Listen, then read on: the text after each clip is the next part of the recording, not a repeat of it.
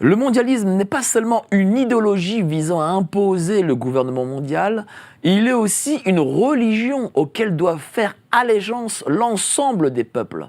Pourquoi le mondialisme fait-il particulièrement la guerre au catholicisme romain ? Comment expliquer toute cette symbolique satanique qui s'abat en 2024 sur la France ? Quelles sont les armes pour combattre cette tyrannie ? Toutes les réponses à ces questions avec Stanislas Berthon, entrepreneur, analyste économique et auteur de ce dernier ouvrage, L'homme et la cité, volume 4. Vous êtes sur Géopolitique Profonde, c'est parti!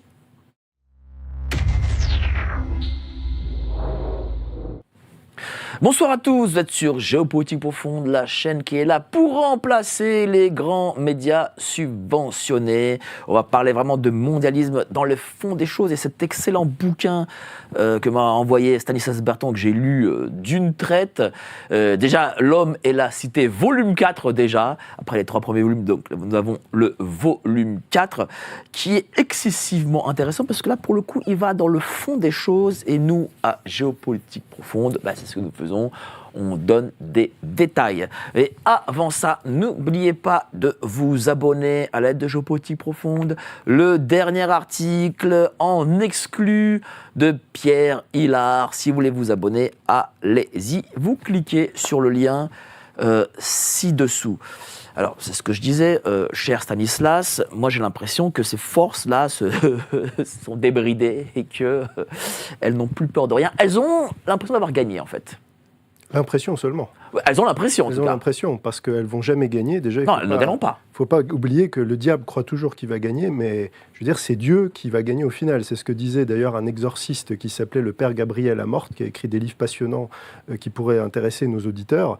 Il disait, il ne faut jamais oublier que si le diable aboie, c'est Dieu qui tient la laisse. Pourquoi ce 4e tome ?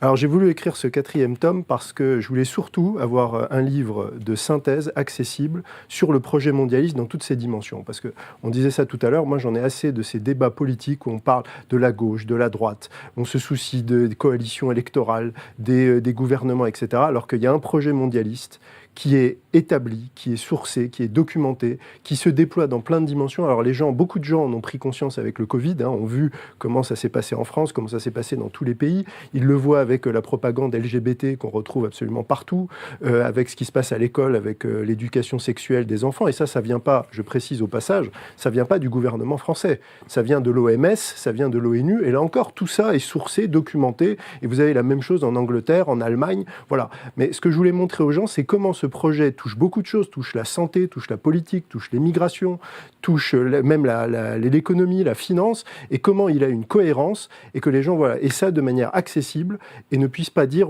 on ne savait pas, on comprend ce qui se passe, et on voit comment on relie tous les points. Voilà, c'est ce que je voulais faire avec ce livre. Oui, parce que les gens se disent, c'est la modernité qui fait que... Non, c'est pas la modernité. Exactement. C'est en fait un plan qui leur est imposé. Exactement, et surtout ça, j'en parle dans la deuxième partie du livre, il y a tout un essai sur les techniques de manipulation politique, c'est de l'ingénierie sociale, c'est-à-dire qu'on prépare les gens psychologiquement à accepter la modernité, et aujourd'hui les gens en fait baignent dans un bain idéologique qui leur a été imposé par l'école, par les médias, par la société en général, par l'esprit du temps, et ils n'en ont même plus conscience. Donc il faut les aider à prendre du recul par rapport à ça et de dire, mais regardez, vous avez fait l'objet d'un lavage de cerveau furtif, c'est ça l'ingénierie sociale, c'est la manipulation furtive des comportements, et donc prenez-en conscience et sortez de ces manipulations en fait, qui vous amènent à la ruine. Et en fait, on voit aujourd'hui, les gens sont déprimés, ne font plus d'enfants, les jeunes ont peur de l'avenir, mais tout ça, c'est le fruit de ça. C'est le fruit de cette manipulation. Et cette manipulation, on sent qu'elle s'accélère. Je vais prendre juste l'exemple de la cérémonie des JO.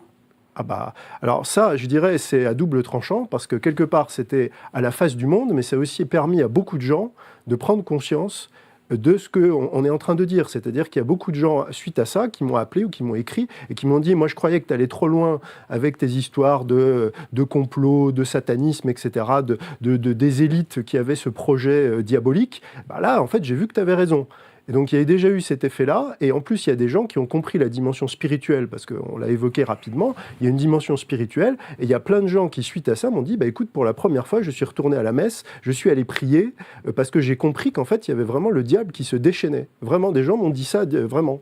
Comment aujourd'hui on pourrait définir ce mondialisme? Parce que je pose souvent cette question parce que chacun a un peu sa réponse. Mais vous qui avez écrit dessus, comment vous le définiriez?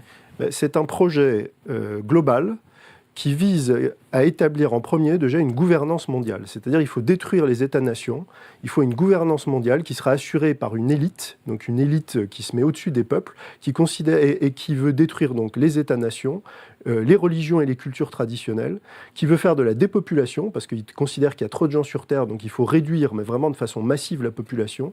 Il faut détruire la propriété privée, donc ça c'est ce qu'on voit, les attaques sur le logement, sur la voiture, sur voilà, tout ce qui est propriété privée, l'économie de la location. Nos auditeurs auront remarqué qu'on propose de plus en plus de louer, et plus d'être propriétaire, même de chaussures. Moi j'ai vu ça, des marques qui proposent de louer vos chaussures. Donc on vient vers l'économie de la location. Et il y a aussi une dimension qui est le transhumanisme, c'est-à-dire on va dépasser l'humain et on va voilà, changer la nature de l'homme. Voilà. Le transhumanisme, c'est ça. Et en fait, pour résumer en une seule phrase, c'est une révolte contre l'ordre naturel de Dieu. C'est-à-dire, il n'y a pas d'autre mot. Mais justement, cette révolte naturelle contre l'ordre de Dieu, comment est-ce que ces gens l'ont cogité? Est-ce qu'ils ont repris peut-être des livres anciens? Qu'est-ce qui leur a donné l'idée d'imposer ça? Ce qui leur a donné l'idée, c'est la lutte déjà éternelle du bien contre le mal. C'est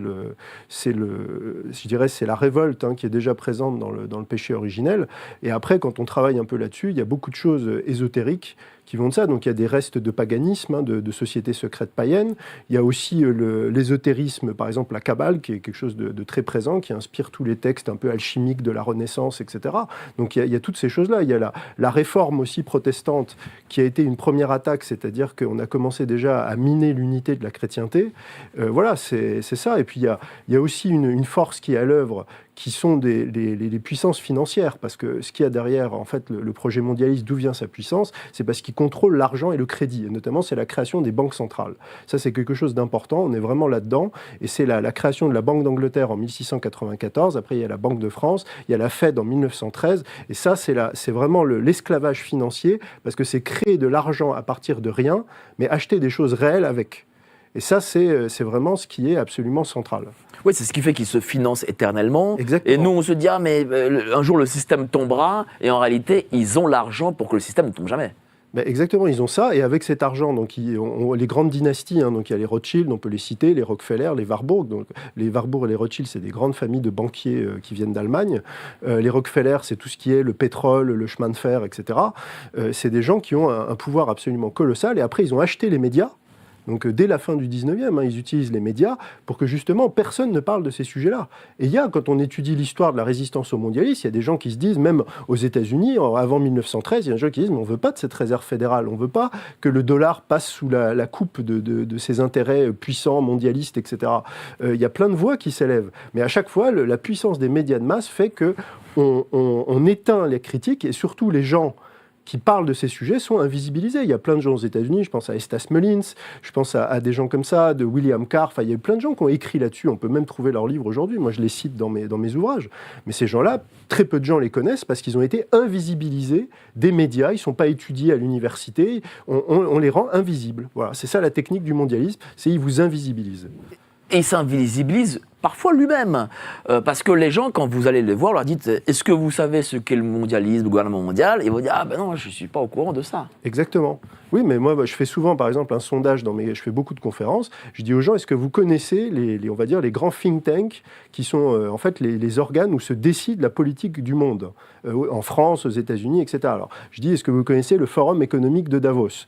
Donc là, il y a beaucoup de gens quand même dans mes conférences qui connaissent, peu quand même. Parce que c'est quand même des gens déjà un peu avertis qui viennent. Après, je dis, mais est-ce que vous connaissez le groupe Bilderberg? Alors là, il y en a déjà souvent un peu moins. Je dis, est-ce que vous connaissez la Commission trilatérale? Encore moins. Est-ce que vous connaissez le CFR, le Council on Foreign Relations? Et là, il y a peut-être 3-4 personnes sur, 100 personnes qui connaissent. Alors que c'est là que tout se décide.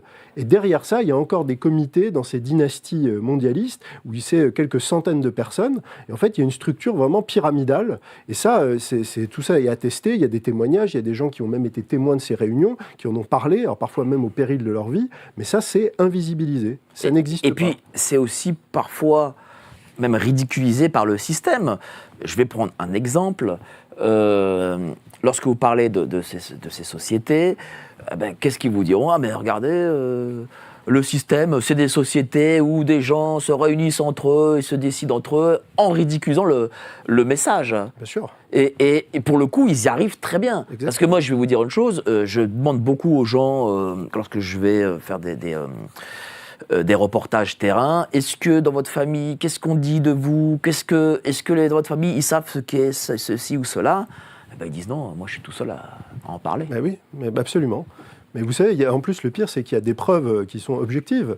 Par exemple, vous avez Klaus Schwab en 2017 à Harvard qui dit « Avec mes young leaders, nous avons infiltré tous les gouvernements de la planète ». Et après, il cite, il dit Macron, c'est nous, Trudeau au Canada, c'est nous, Merkel, c'était nous, etc. Il nomme, il dit les choses, donc ils le disent.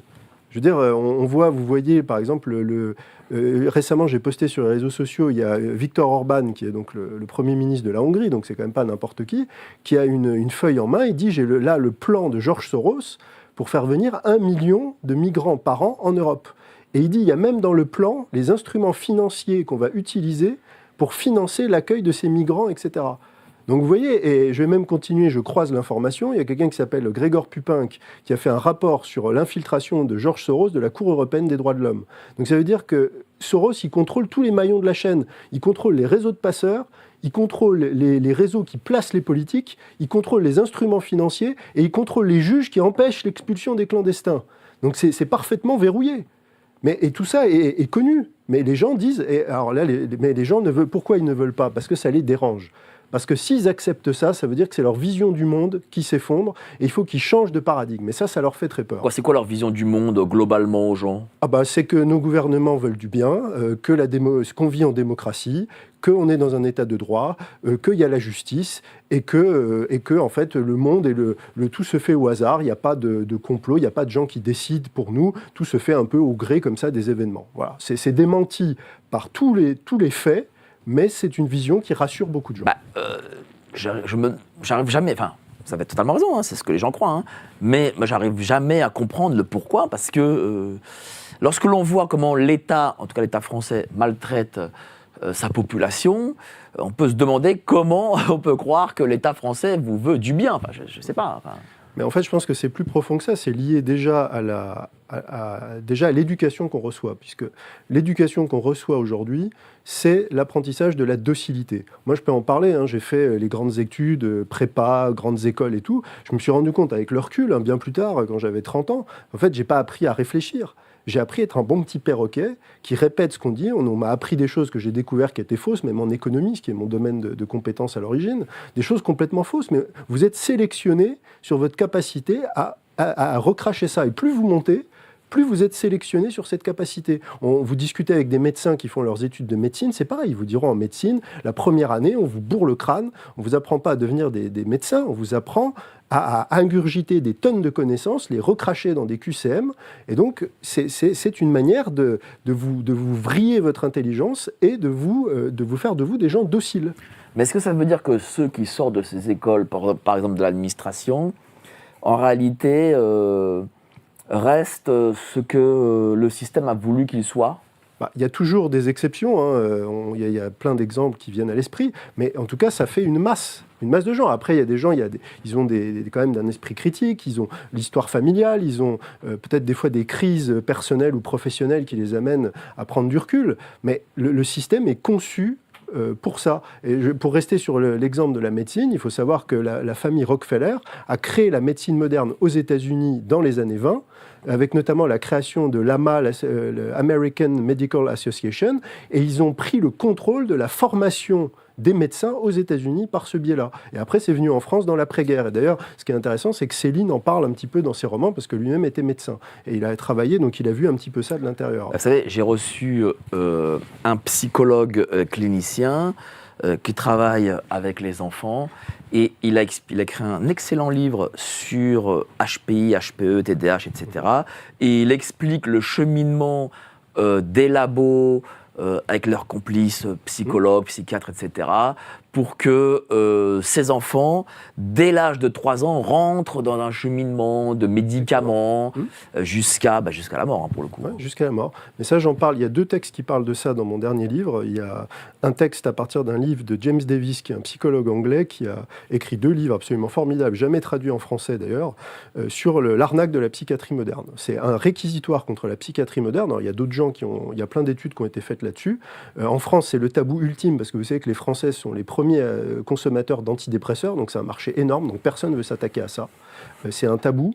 Et il y a un autre texte qui est plus loin dans le livre, c'est sur l'arnaque de la science moderne et le processus de peer review. C'est même quelqu'un qui est à l'intérieur du système, c'est une traduction, qui explique en fait comment la façon dont la science moderne fonctionne, et on l'a vu d'ailleurs avec le Covid, avec tous ces experts, et puis maintenant on voit qu'en fait ils se rétractent parce qu'en fait les études étaient bidons. En fait c'est ça, et les gens ont une confiance aveugle dans ce processus. C'est la science dit, les experts disent, et ils n'utilisent plus leur esprit critique. Vous savez, les gens, il y a des faits divers liant des médecins un peu bizarres, on va dire, et juste parce qu'ils ont une blouse blanche, leurs victimes disent « Oui, mais bon, monsieur avait une blouse blanche, c'est quelqu'un, quoi. » Voilà, c'est dingue. Comment on a formaté, comment l'école de la République, la télé, les grands médias ont formaté l'esprit des gens. Et même Hollywood, je remarque que les gens ont des connaissances historiques parce qu'ils ont vu des films hollywoodiens sur la Révolution, sur l'esclavage, sur la Seconde Guerre mondiale, etc. Enfin, notre travail est énorme, en fait. Oui, ça, c'est le soft power et c'est l'ingénierie sociale. Et ça, c'est quelque chose, par exemple, que les Russes et les Chinois ont parfaitement compris. Vous avez vu que, notamment, les Chinois, ils développent aujourd'hui une industrie du cinéma où ils font des films justement pour contrer ça. Par exemple, le plus gros succès, peut-être ça a changé depuis, mais encore il y a quelques années, le plus gros succès du cinéma chinois, c'était la bataille sur le lac Changjing. C'est une bataille qui raconte comment l'armée chinoise a mis une rouste à l'armée américaine en Corée. Donc c'est une super production où les Américains sont les méchants.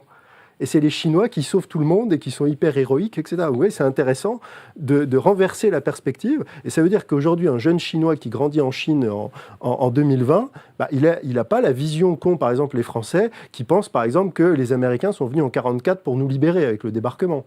Ce qui est une fiction absolument totale. Oui, et ce que les gens croient. Par exemple, tiens, Thomas Joly, le directeur artistique des cérémonies des JO, a dit 2 choses, très graves d'ailleurs. 1, il a dit que Jeanne d'Arc était le premier travesti de l'histoire de France. Oui. Bon, déjà. Et deuxième chose, il a dit, pour justifier un peu ce qu'il a fait, d'ailleurs il a dit que c'était politique et qu'il fallait imposer la thématique du genre, ce sont ses mots, il a dit que les bons rois de France se poudraient le nez, donc il était normal qu'aujourd'hui, en fin de compte, ça n'a pas totalement changé, qu'on parle du genre. C'est ça. Et ça, c'est typiquement 2 choses qu'il a vues dans le cinéma. Par exemple, lorsqu'on parle de la Révolution, on parle toujours d'un Louis XVI décadent qui ne sait pas ce qu'il fait. Voilà. Enfin, vous voyez, donc ça veut dire que les gens sont imprégnés de ça, en fait. Absolument. Beaucoup plus qu'on ne le pense. Oui, mais beaucoup plus. Mais on voit, vous avez tout à fait raison, la vision historique, mais même la vision religieuse. Je veux dire, moi, j'ai un peu travaillé là-dessus. La vision que les gens ont de l'Église et de l'Église catholique et de la société chrétienne et même du Moyen-Âge chrétien, c'est une vision, il faut dire les choses clairement, qui est la vision de la franc-maçonnerie. C'est une vision avec les vilains abbés, les vilains curés, les vilains nobles qui exploitent les pauvres paysans et l'Église, par exemple l'Inquisition, la vision de l'Inquisition. Je vais te prendre juste un exemple. Allez-y. L'Inquisition, moi j'ai lu plusieurs livres sur ça. L'Inquisition, c'était à l'époque un progrès. Parce que qu'est-ce qui se passait ? Les gens, autrefois, les gens n'aimaient pas les hérétiques. Et par exemple, quand il y avait un hérétique dans un village, c'était le peuple qui voulait pendre l'hérétique à un arbre. Et l'Inquisition, qu'est-ce qu'elle faisait ? Elle disait, attendez, on calme le jeu, on va faire un procès, on va mettre le gars en prison, on va voir déjà ce qu'il dit, on va voir s'il se repent, on va faire un procès, c'est la première fois où il y a le début du procès contradictoire, c'est-à-dire il va y avoir une défense, et en plus c'est même pas l'Église qui a brûlé les hérétiques, c'est le pouvoir politique, et c'est notamment l'empereur d'Allemagne qui a imposé la peine de feu. Donc c'est même pas l'Église qui a demandé qu'on brûle les hérétiques, c'est le pouvoir politique de l'époque. Donc vous voyez, tout ça c'est des choses, mais les gens ne le savent pas. Les gens ne sont pas conscients de ça. Ils ne savent pas que tous les progrès sociaux qui ont été apportés par l'Église et dont on vit encore, on vit sur les restes de ça aujourd'hui. Je veux dire, par exemple, l'Église, il faut dire aux féministes, Le mariage par consentement, c'est l'Église qui a donné ça. Avant, on prenait une femme, on la voulait, on la prenait, c'était le mari qui décidait ou le père, et la femme, elle n'avait pas son mot à dire. À partir du IVe siècle, si je ne dis pas de bêtises, l'Église a dit, attendez, il faudrait quand même que quand les époux se marient, il faut au moins quand même que la femme consente. Donc on ne dit pas qu'elle n'avait pas des pressions et tout ça, mais vous voyez, il y a plein de choses comme ça. Moi, je fais souvent des commentaires là-dessus sur les réseaux sociaux. Je vois, ou dans mes conférences, honnêtement, le niveau d'ignorance des gens de ce que c'est que le catholicisme, que c'est l'histoire du Moyen-Âge chrétien.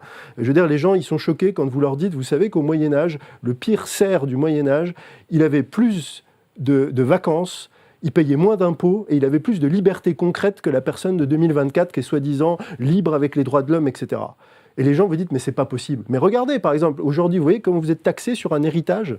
Eh ben, à l'époque du Moyen-Âge, vous payez ce qui s'appelait le droit du centième. Vous payez 1 centième au roi de France. À l'État, vous ne payez pas 1 centième. C'est 50%. C'est quasiment 50%. Mais on est en démocratie, on a de la chance. Et puis à l'époque, lorsque le précepteur venait prendre son argent, il était accueilli avec des armes. Alors qu'aujourd'hui, la LATD, la vitière détenteur, et ils se servent comme ils veulent. Hein. Mais bien sûr, mais aujourd'hui, un seigneur ou même un abbé, par exemple, s'il y avait beaucoup d'abbés qui étaient propriétaires fonciers, aurait augmenté les taxes de 5%. Mais c'était une jacquerie, mais extraordinaire. Là, aujourd'hui, les gens, allez, la CSG, l'impôt sur le revenu, l'IFI, mais les gens ne disent rien. Et on va voir ça très bientôt. Hein. Très bientôt, ça va arriver. Moi, je vous dis très sincèrement, ce que vous écrivez sur le mondialisme, je suis persuadé que, là, avec l'Europe rentre... là, ils vont mettre en place le mondialisme dès cette année. C'est-à-dire que von der Leyen a été remise en place pour rentrer vers ce fédéralisme. Et M. Barnier a été mis en place, c'est un type de l'Europe, pour justement imposer aussi le Great Reset aux gens. Ah mais c'est bien possible. Mais de toute façon, qu'est-ce qui les empêche ? Je veux dire, la seule chose qu'il y a, c'est que les gens votent de moins en moins. Il y a une abstention quand même qui progresse. Mais de toute façon, c'est pour ça que j'essaye de faire le travail que je fais, c'est qu'il n'y a pas de changement possible ou de résistance possible tant que les gens n'ont pas basculé mentalement, n'ont pas compris l'enjeu et à la fois ce qu'ils ont en face d'eux. Je veux dire, quand vous avez compris qu'il y a un mur en face de vous qui est le projet mondialiste et qui se décline de plein de manières, et qu'il faut que vous résistiez à ça de toutes vos forces, pour vous, pour vos enfants, pour votre santé, pour votre patrimoine, en fait, vous ne pouvez pas vous en sortir. Mais qu'est-ce qui a fait baisser ce niveau de résistance ? Moi, je pense, je vais vous dire quelque chose, si les Français nés avant-guerre avaient eu, on va dire, crise sanitaire, c'est pour YouTube, si on leur avait imposé la crise sanitaire en 1980, c'est-à-dire qu'ils étaient en pleine possession de leur force, quoi, ils avaient 40, 50 ans, eh bien, ça ne se serait pas passé. Moi, j'ai l'impression qu'à partir de nos générations, moi je suis de 81, voilà, je le dis, et je ne parle même pas de ceux qui sont nés dans les années 2000, eh ben, j'ai l'impression que notre force de résistance est tombée très bas. Oui, c'est vrai. Un exemple très concret, c'est sur l'école. Souvenez-vous, vous étiez peut-être un peu plus vieux que moi, mais en 84, il y a eu sur l'école libre. C'est vrai. Il y a eu des manifestations énormes et Mitterrand a dû plier à l'époque. Là, en 2022, on a supprimé quasiment de fait l'instruction en famille, qui était un droit fondamental depuis toujours. Et maintenant, c'est passé à la trappe. Qui en a parlé ? Qui s'en est ému ? Personne. Ça passe. Moi, je connais personnellement des gens qui faisaient l'école à leurs enfants, des gens qui faisaient ça très bien, qui n'étaient pas des dangereux fanatiques, etc., qui éduquaient leurs enfants pendant 10 ans ou 7 ans. Et là, du jour au lendemain, on leur dit maintenant, c'est fini, vous n'avez plus le droit de le faire.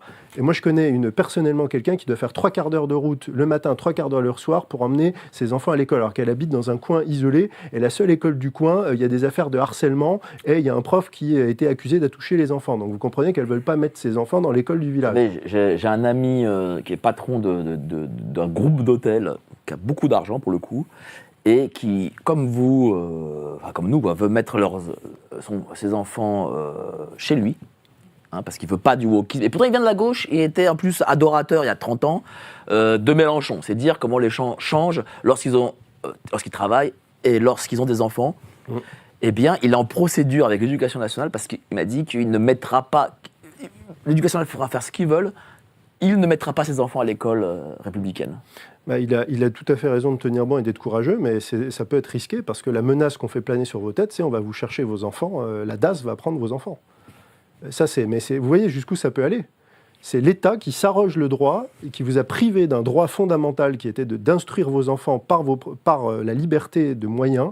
Et si vous refusez de vous soumettre, on va vous prendre vos enfants. Mais dites-moi, d'où vient cette soumission que l'on a à partir de nos générations ? Comment vous l'expliquez ? Je l'explique probablement parce qu'on a trop de confort. Vous savez, il y a un adage qui dit les époques faciles font des hommes faibles et les hommes faibles font des époques difficiles. Et les époques difficiles font les hommes forts. Donc aujourd'hui, on est dans une époque difficile qui a été faite parce qu'on a été faible. Alors vous voyez, vous parliez de votre ami va devenir un homme fort parce qu'à un moment, est-ce qu'il va vraiment rentrer en dissidence ? Et c'est ça aujourd'hui ce qui se passe. C'est que moi je pense qu'il faut toujours se méfier et je pense que le mondialisme avec les 30 Glorieuses a fait ça, c'est-à-dire nous a amollis, nous a rendus beaucoup plus serviles, attachés à notre confort et on l'a vu d'ailleurs avec la crise Covid. Les gens étaient prêts à s'injecter. Pourquoi ? Pour continuer à aller au ciné ou au resto. Vous imaginez la balance entre le risque pour votre santé et finalement quelque chose dont on peut facilement se passer finalement. Alerte Info. Géopolitique profonde prend sa place dans le paysage médiatique français. Bonsoir à tous, vous êtes sur Géopolitique profonde, la chaîne qui est là pour remplacer les médias subventionnés. On investit maintenant la rue et on veut vous entendre. Le gouvernement de M. Macron nous a obligés et nous a enfermés chez nous. Mais on a besoin de votre soutien. Alors cliquez sur le bouton j'aime pour nous soutenir.